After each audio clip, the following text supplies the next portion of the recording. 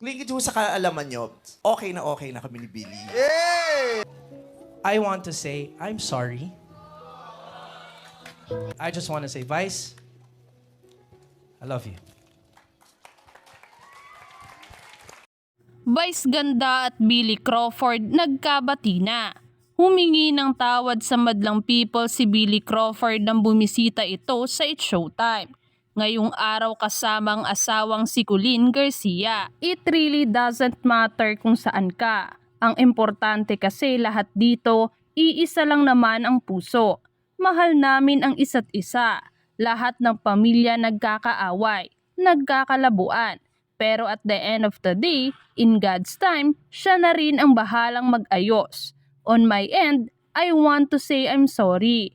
Thank you everyone for the support and love amid sa lahat ng nangyari. I just wanna say, Vice, I love you. Ani ni Billy na bitbit din ang anak na si Amari sa pagbisita. Nagpapakumbaba lang ako. Gagawin ko kasi ang lahat para sa aking pamilya. Nahanap ko ang aking asawa at nabuo ang aking pamilya dahil sa programang ito. Dagdag ni Billy na ang pinatutungkulan ay si Colleen na dati ring host ng It's Showtime. Ito rin ang inihayag ng TV personality na si Vice Ganda matapos ang kanilang magpasikat performance sa It's Showtime. Lingid ho sa kaalaman ninyo, okay na kami ni Billy. Pero hindi kasi kami yung tipong, 'di ba, basta okay kami. Tapos nagte-text kami. Hindi namin to napag-uusapan. Pero nung kahapon, nung concept nila na healing, bigla kong naisip, sabi ko, parang I think maganda yung kung hindi lang natin sinasabi yung salitang healing. Yung ipinaparamdam din natin, wika ni Vice. Para maramdaman ng ibang tao na hindi lang siya sinasabi. Kailangang ginagawa siya at sinisimulan.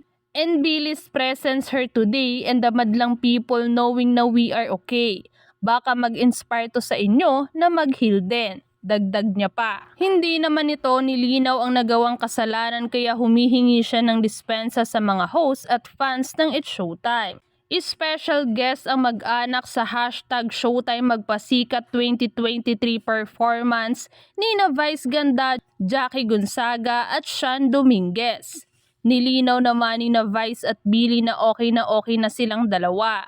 Matatandaan na nitong Miyerkules ay nagpahiwatig si Vice na mayroong sorpresa ang kanyang grupo sa kanilang presentasyon na may titulong Healing. Komento ng isang netizen, I love you all. Vice Ganda and Billy, Colleen and Baby Amari. Napakagandang example kayo ng pagpapatawad. Naiiyak akong nanonood kanina sa inyo.